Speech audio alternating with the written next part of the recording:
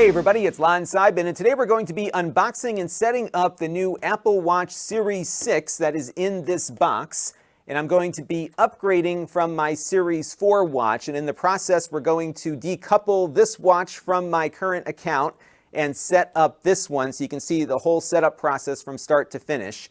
I've been upgrading my Apple Watches like every 2 or 3 years, and typically for me, they have to come out with a new health sensor to really compel me to make the upgrade. So the big change here from the 4 to the 6, beyond a few creature comforts that we'll talk about in my full review coming up, they did add now a PulseOx sensor to the watch. So in addition to heart rate, the EKG, we now get pulse oximeters built into this thing as well.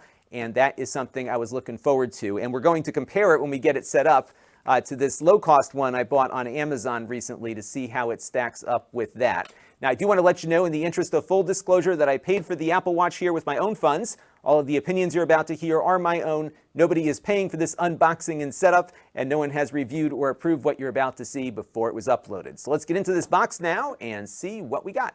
All right, so here is the box, and what's nice about Apple's stuff is that they have a pull tab here, so you don't need any fancy knives or anything to get your Apple Watch out of the box.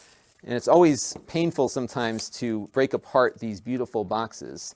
Now, my plan here is to use my existing watch band, and I bought a different color than what I have now. And I kept everything super basic here. So this is the GPS watch, but not the cellular one. And the reason I do the lower cost watches is that I'm replacing them every 2 or 3 years. And I found that that's about as long as you can go before your watch really gets scuffed up. So the difference between the cellular watches and the non-cellular ones, beyond the fact that there's a cellular radio built in, is that the lower priced watches have a glass face, whereas the more expensive watches have a sapphire face that will not get scratched as often. So that's really the big difference here. So we're just going to pull this off of here and take a look inside the box. This is the watch part, and then we have the band beneath it. And I went with just the same band I have now, just the silicone band. They have a new one now that's like a single piece that's not adjustable, but I found it was too complicated to buy that one. You had to go measure your wrist out, and I'm never good at doing that stuff, so I just kind of went with the basic thing here. So this is the watch itself. It's all nice and protected inside of this protective covering here. So we're just going to push it out here. Oh, it's in there pretty good. So there you go. It looks almost identical to the one that I have now, although it looks like it has more sensors than the current one. And I think my existing band should fit in there just fine. I'm just going to set this aside for 1 second. I'm hoping it's got a charge. If not, we're going to have to charge it up first. This is the charging cable, and it looks to me that this is similar to the prior iterations. Yeah, it looks pretty similar to me.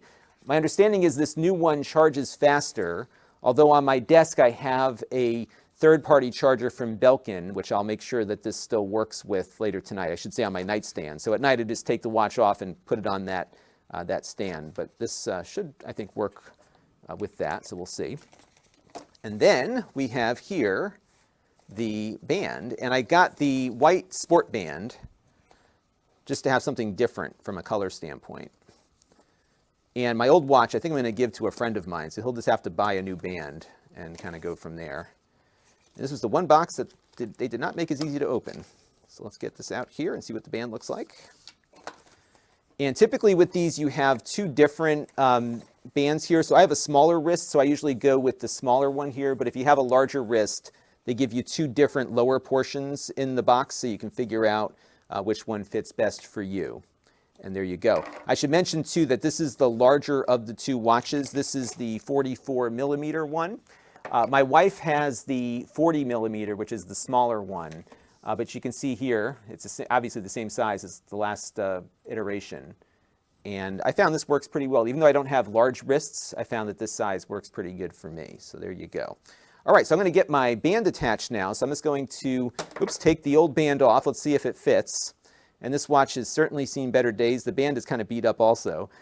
So let's pop that out there.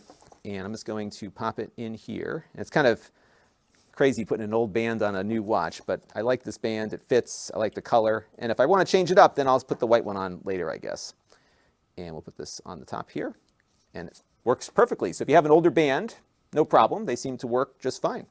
So you're good to go on that. So let's fire this thing up now, and then we'll get going to configuration. I'm hoping I don't have to charge it, but it might be the case that we will. Oh, there it goes. All right, starting to boot up. And while that's booting, what we have to do now is decouple my old watch from the account. Now, you can have multiple watches now on your account, but for me, I'm going to give mine to a friend. So I am going to take this watch off of my account. Let me show you how to do that real quick. We'll pull up my 2-up view here. So this is my Apple Watch app on my phone. And I'm going to go here to the All Watches. And you can see right now I just have the single one paired up. Now I could add this new one to the account if I want, which I will do in a few minutes. But first I'm going to decouple the old one. I'm just going to go here to Unpair. And we'll do that. And I'm probably going to have to type my password in. So let me do that off camera real quick, and then we'll get going. Now, what this will do is back up my watch as it exists at the moment. So when I go and connect the new watch up, that one is going to be ready to go. And once everything gets paired up, it will restore my new watch to exactly where the old one was. We've uncoupled the old watch. Again, you can add it to your account if you want. I'm going to go here to Start Pairing. And I'm going to set this up for myself. And what's going to happen here is that the phone is going to communicate with the watch. And what I'm going to do is put the phone over the watch here so it can pick up its little barcode thingy here to get the pairing going. And now it is paired. And I'm going to select here Restore from Backup. And what we should see is the watch that we just backed up. And here it is, which is my old Series 4 watch. And we're going to click on Continue. And now what will happen is it's going to start transferring data from iCloud, or maybe from my phone, to the watch and get it going. And I found in the past that this takes a colossally long time. So we're going to take a little break here as this part gets going. And when it's done, we'll pick up where it leaves us. All right, so as things are getting set up, it is asking me some questions that I don't remember from my prior watch, so I figured I would show them to you here. It is asking me about the size of the text that I would like, so I can make it bigger here. And you can see as I adjust it on the phone, the watch kind of corresponds. And although my eyes are not what they used to be, I'm still going to keep it at the default here. You could also select bold text, which will make the text stand out a little bit more, but I'm going to kind of leave it right there. We're going to click Continue. The next thing I need to do is choose a passcode, and I'm going to do that off camera here real quick. So let me just dial that in to the watch, and I'll use the one I was using before, and we'll get that going. All right, so now it is going to ask me about blood oxygen. I'm going to enable that because that was one of the primary reasons I bought this watch in the first place. So I'm going to enable that, and then we're going to keep my Apple Watch up to date. I'm going to set up Apple Pay later. And this is something I use my watch for quite a bit because what's really nice, especially in these COVID times, is that you can basically walk up to any reader, you hit the button on your watch twice and just put it down on top of it and you pay. They don't get your credit card. I use Apple Pay all the time and I use it almost exclusively on my watch. It is a great convenience here. We also have emergency SOS, which we'll enable there. We'll look at the clock faces just to see some of the things we can do with that. And now we're going to get everything synced up. And this is the part that takes a while. And what I might do here is get the watch on its charger just to be safe, because I don't want to run out of battery juice while we're first getting set up. And now we're going to take that break and we'll come back once everything is synced up from my old watch. And if you had a new watch here and weren't pairing it up with an existing account, you'd probably be ready to go at this point. But again, we're coming over from our old Series 4 watch. So we'll be back in a second. All right, so that did take a little bit of time, but less than the prior versions of the watch. So they are speeding things up here as we get going. So now my old watch has been restored to the new one. And hopefully here when I click the crown, we should be, pretty much right where I left it, including my workout here, or my walk, I should say, for the day. I call it a workout, but it really is just a walk. And what I'm going to do now is put this on my wrist so that it can stay unlocked, and then we'll start playing around with some stuff. Now on the phone, I'll pull up the phone screen here to see what our next steps are there. Remember, you need an iPhone for this to work at all, because this is something that pairs with an iPhone. And now we're pretty much right where I left it before. I could change the watch faces here remotely. I can manage the apps and get all that stuff going. Now, the one thing I'm noticing here right out of the gate is that the screen never shuts off. This is a new feature of the Series 5 watch, which of course continues on to the 6. So what will happen here is when your wrist is idle, it will dim the screen. And then if you touch the screen or move it up closer to your face, it will get brighter and you'll be able to keep looking at it. And apparently they have a larger battery and a more efficient processor, so they can now leave the screen on all the time. But there are some ways you can turn that off. Let's go into the settings app here and see what our options are. All right, we're going to jump through just a few of the settings that I think are important here. We're going to begin in general. And what you see here is I have automatic app install turned off. And the reason is that every iPhone app on your phone will install its Apple Watch app, if it has one, automatically when this is on, and your watch could get filled up very quickly with a bunch of useless apps. And I like to have control over this, so I turned this off, and I'll show you how to manage those apps manually in a second. The other thing I adjusted on my watch is in the wake screen section. And what I did here is I turned off auto launch audio apps. And the reason I did this is because every time I took my dog out for a walk and I had my podcast app loaded, the podcast app was taking over my watch's screen when I had audio playing. And I didn't like that. I wanted to just have my watch on its main screen. And I turned it off here to prevent it from taking over the watch. Now, if you're a runner and you want your phone out of the way, you might want to leave this on so you can control things from your wrist. But for me, I wasn't running. I didn't want it to take over, so I turned it off, and I was much happier after that. And it took me a while to find that setting because it was really driving me crazy. It enabled itself after an update a few years ago. Now, the apps that I was talking about will be found on the lower section of the main settings screen. And most of these are Apple apps. So for example, they have this Breathe app that tries to get you to breathe on a regular basis. It was bugging me, so I went into the settings for Breathe and I turned off the notifications. But it doesn't look like I can remove it from the watch. So these are things that will be here all the time, kind of the tyranny of the default. But you can turn off their notifications if they're bothering you. And then you'll see another section of apps here that says installed on Apple Watch. And these are all of the iPhone apps from third parties that have an Apple Watch app as part of their iPhone app. And if you want to take one of these off, what you can do here is just select this one, for example, and just untick it, and that will uninstall it from the watch. And every app that you have on your phone that has a watch version will appear in the next section here of available apps. And for example, I can go here to install Uber again, and that will then push the app back out to my watch and install it. They do have a pretty helpful Discover section here, so you can learn about the watch and how everything works. And then you can go over to this section of the App Store where you can browse iPhone apps that have Apple Watch apps as part of the deal. And there are some things that are designed specifically for the watch, and there's a lot of cool stuff on here that's worth checking out because there is a lot of support for this.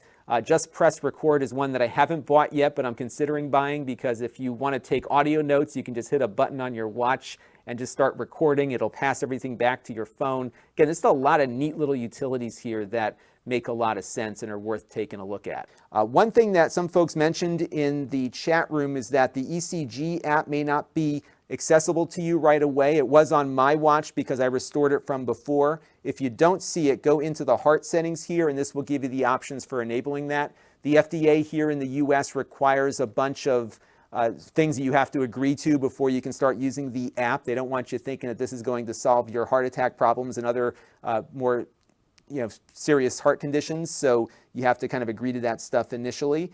You can also set some warnings here. So for example, if the watch detects that my heart rate goes beyond 120 beats per minute, it will send me a notification. It will ignore that, of course, if you're working out or exercising. This would be if you're inactive yet the heart rate is still running that high. You can also set it for a low heart rate. And while it won't do your ECG automatically, what it will do is measure your heart rate on a regular interval. So it'll trigger based on those intervals of the heart rate being checked. If it notices that you're idle and when it runs its interval and it sees that it's low or high, it will give you a notification about that. One other thing to look at here is the display settings. So the Apple Watch Series 5 and 6 now can always be on. which I have mine set to right now, but if you prefer it turn the screen off when idle, you can disable that. You can also have it hide sensitive complications such as calendar appointments and other things, because those are things that can appear when the watch is locked. Now you have the ability to finely tune your watch faces here as well.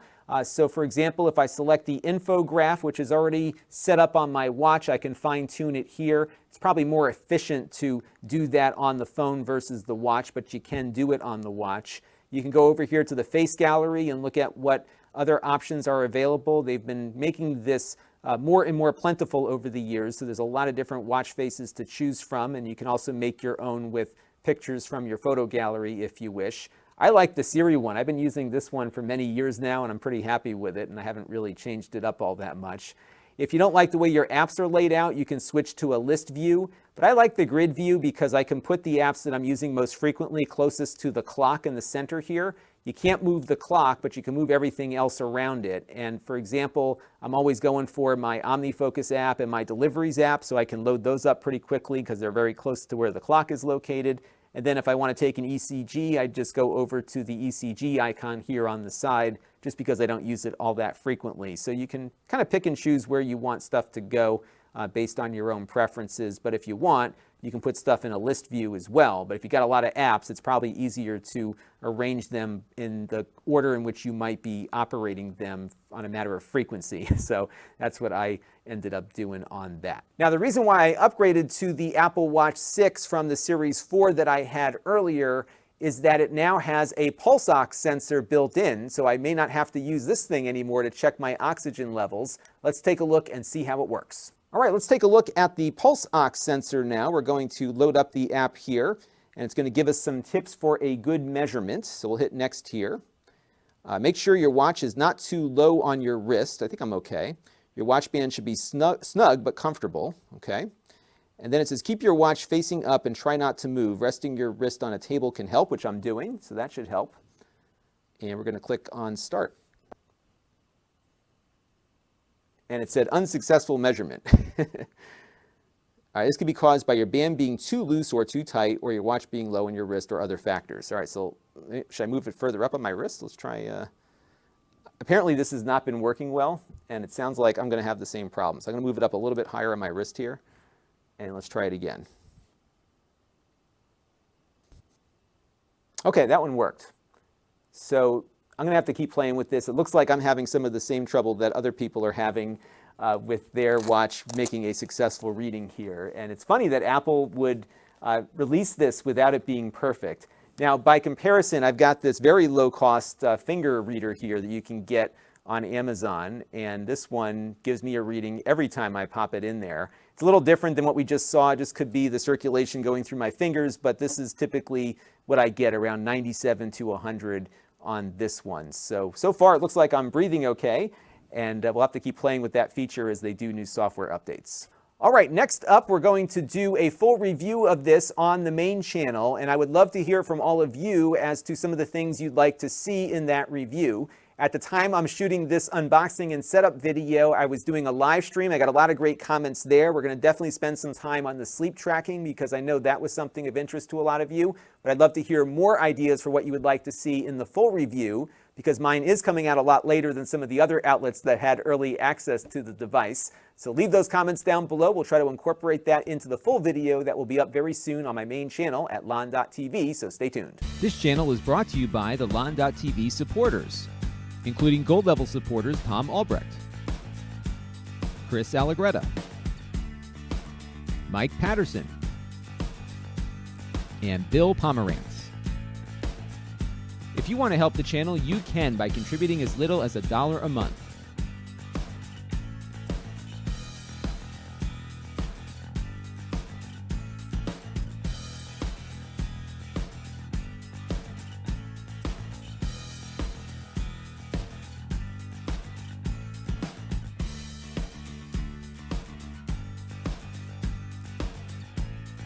Head over to lon.tv/support to learn more.